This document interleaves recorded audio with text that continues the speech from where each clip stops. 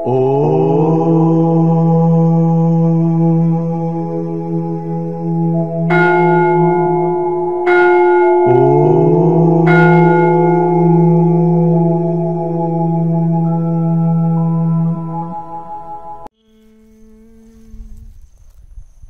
స్వరూపులారా, ఇప్పుడు క్రియాయోగంలో మనం అనేకమైన ప్రశ్నలకు జవాబు చెప్పుకుంటున్నాము. అయ్యా శ్రీరామ్ గారు.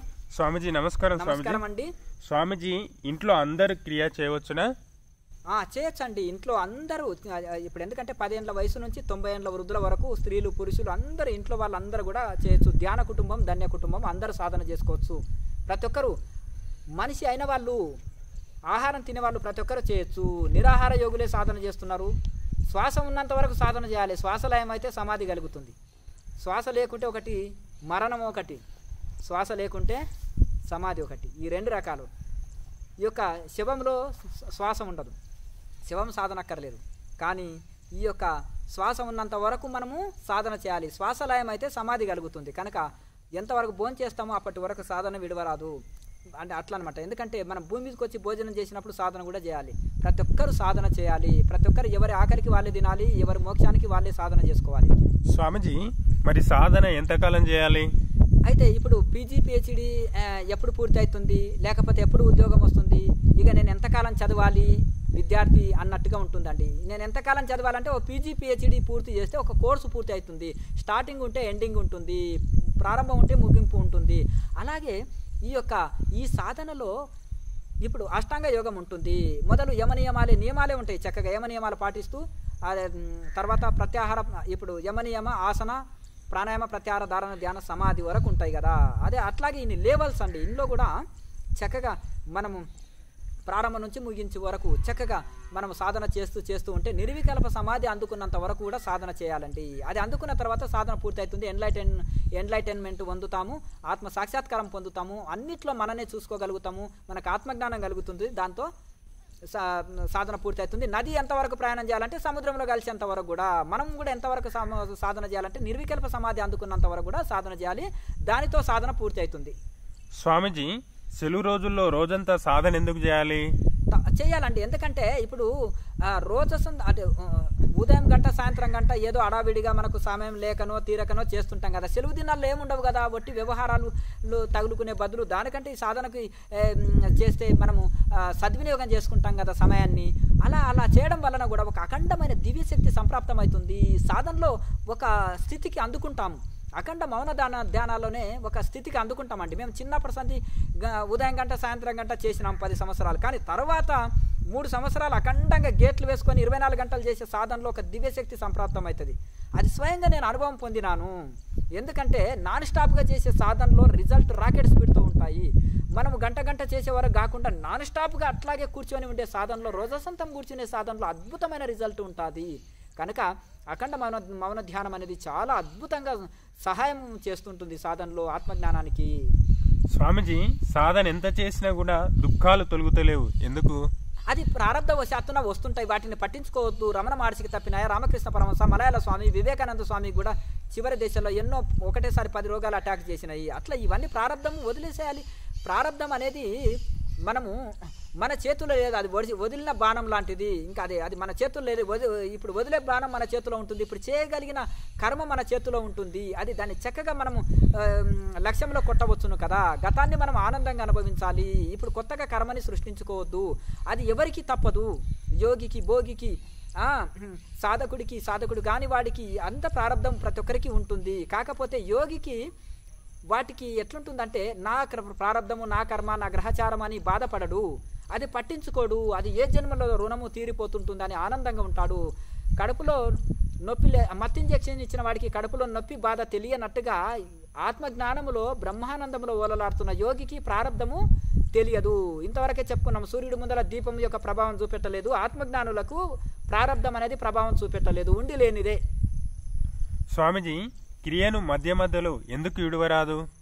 స్కూల్కి వెళ్తున్నాడు ఒక బాబు. నేను వారానికి ఒకసారి స్కూల్కి వెళ్తే నేర్చుకుంటాడా?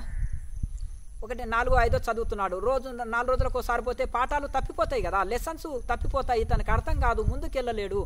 అయితే ఒక స్థితికి వెళ్ళిన తర్వాత కొద్ది గ్యాప్ వచ్చినా ఏం కాదు. కానీ కొత్తగానే అప్పుడే మనము సాధనలోకి వచ్చినాము, గ్యాప్ ఇస్తే మళ్ళీ మొదటి నుంచి ప్రారంభించాలి. మరి పిల్లవాడు స్కూల్కు రెగ్యులర్గా వెళ్ళకపోతే మళ్ళీ మొదటి నుంచి ప్రారంభించవలసి వస్తుంది కదా. అలాగే మనం అందులో కొంచెం పట్టు సాధించిన దాకా గ్యాప్ ఇడవద్దు. అందుకని ఒకరోజు సాధన విడిస్తే 3 రోజులు నష్టం పోతావు అన్నట్టు పెద్దలు చెప్తుంటారు. అందుకనే రోజు గ్యాప్ రాకుండా చూసుకోవాలి సాధ్యమైనంత వరకు.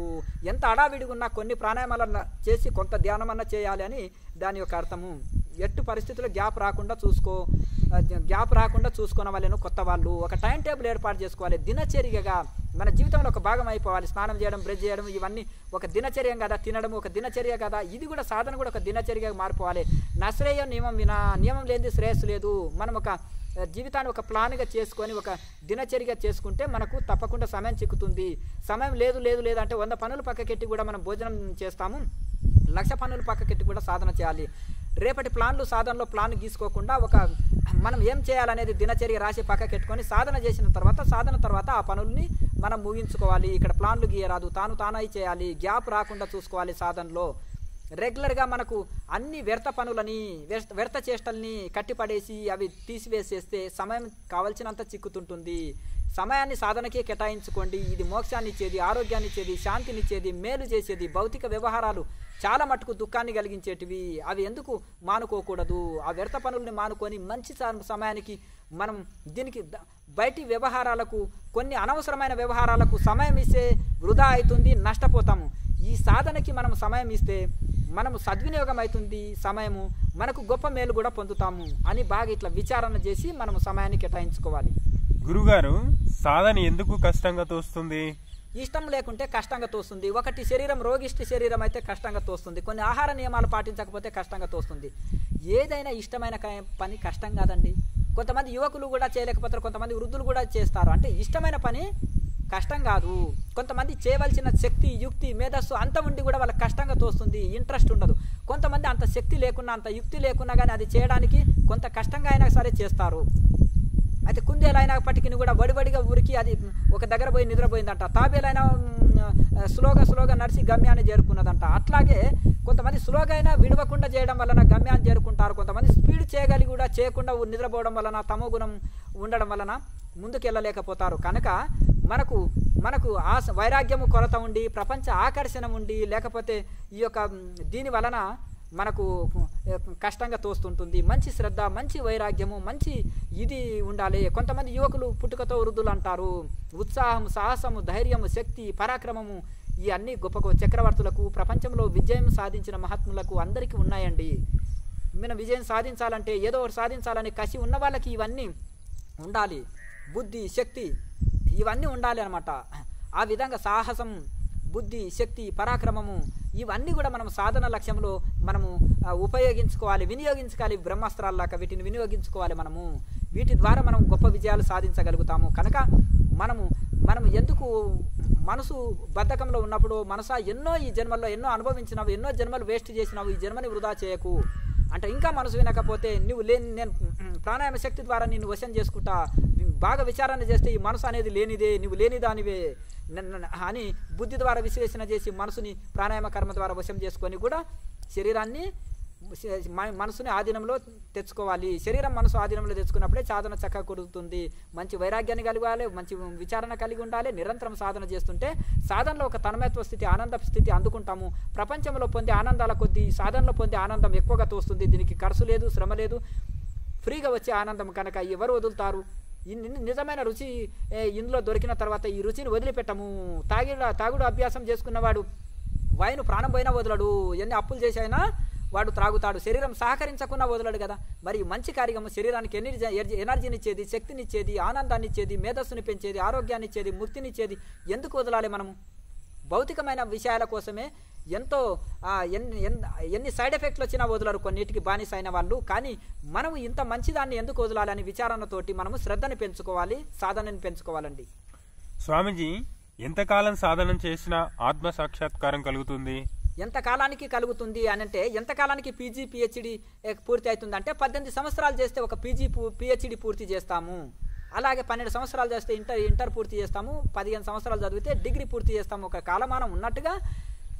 అలాగే లాయర్ మహాశయ చెప్తారు 10,61,000 ప్రాణాయామ చేయి నీకు బ్రహ్మజ్ఞానం కలుగుతుంది అన్నాడు. ఆయన 8.5 సంవత్సరాల్లో పూర్తి చేశాడు. ఎంత ఒక్కొక్కరు 20 సంవత్సరాలు పూర్తి చేయడు, జన్మ మతం కూడా పూర్తి చేయలేరు. ఎంత శ్రద్ధను! గృహస్థాశ్రమంలో ఉండి రోజుకు 12 గంటలు రాత్రంతా సమాధిలో ఉన్న మహానుభావుడైన చూడండి. ఎంత శ్రద్ధనో అంత శ్రద్ధ ఉండాలి. ఇంకా రేపే చనిపోతా అన్నవాడికి ఎంత తీవ్రంగా వైరాగ్యం వస్తుందో, ఎంత తీవ్ర సాధన చేస్తాడో అట్లా అనుకోవాలి. ప్రతిరోజు నేను ఏ రోజు ఎప్పుడు చనిపోతానో తెలియదు, ఇప్పుడే చనిపోతా అనుకుంటే ఇంక ఈ ప్రపంచ భ్రమ వదులుతుంది, భ్రాంతి వదులుతుంది, ప్రపంచ ఆకర్షణ వదులుతుంది, ఈ సంసారిక భ్రమ వదులుతుంది. పరీక్షిత్ మహారాజుకు వారం రోజుల్లో చనిపోతానని తెలుసుకున్నాడు. ఇక కూర్చోవడమే. 7 రోజులు రాత్రి పగలు కూర్చున్నాడు, సమాధి స్థితి అందుకున్నాడు, బ్రహ్మానందము అదే నిర్వికల్ప సమాధి అందుకున్నాడు, ముక్తాత్ముడయ్యాడు. మరి అట్టి వైరాగ్యము మనకు లోగున ఉండాలి. ఇంకా రేపే చనిపోతా అనుకోవాలి ప్రతిరోజు. మరి అట్లా అన్నప్పుడే మనకు వైరాగ్యం ఆపుతుంది. నిరంతరం సాధన చేస్తే ప్రతిదానికి ఒక లిమిట్ ఉంటుంది. ఇప్పుడు మామిడి చెట్టు పెట్టినామండి, మనం ఎరువు నీళ్లు వేస్తుంటే 10 సంవత్సరాల్లో నాటు మామిడి చెట్టు ఖాతాకు వస్తుంది. అట్లాగే దానికి ఒక లిమిట్, ఒక ఇది ఉందన్నమాట. మనం చేయవలసింది చేసినా కానీ కొంత సహనం ఉండాలి. రైతు పంట విత్తనాలు చదివిన తర్వాత 6 నెలలకు పంట వస్తుందని తెలుసు, కానీ చేయవలసిన సేవని చక్కగా చేస్తుంటాడు. చేయవలసింది చేస్తే రావాల్సింది వస్తుంది. కనుక మనం చేయవలసింది చక్కగా చేయాలి, సహనం వహించాలి. ఈ ఆధ్యాత్మిక మార్గంలో శ్రద్ధ ఉండాలి, సహనం ఉండాలి, పట్టుదల ఉండాలి, తీవ్ర సాధన చేయాలి, మళ్ళీ సహనం కూడా వహించాలి. సహనం లేకపోతే కష్టము. చాలామంది ఒక పీజీ పిహెచ్డీ చేయడానికి 18 ఏళ్ళు కష్టపడి చదువుతారు కాబట్టి 18 సంవత్సరాలు కష్టపడి చదువుతారు పీజీ పిహెచ్డీ. కానీ ఇక్కడ మాత్రం నెల లోపలనే కుండలు యాక్టివేట్ కావాలి, సహస్రారంలో నిలవాలి, నిర్వికల్ప సమాధి రావాలి, మోక్షం రావాలి.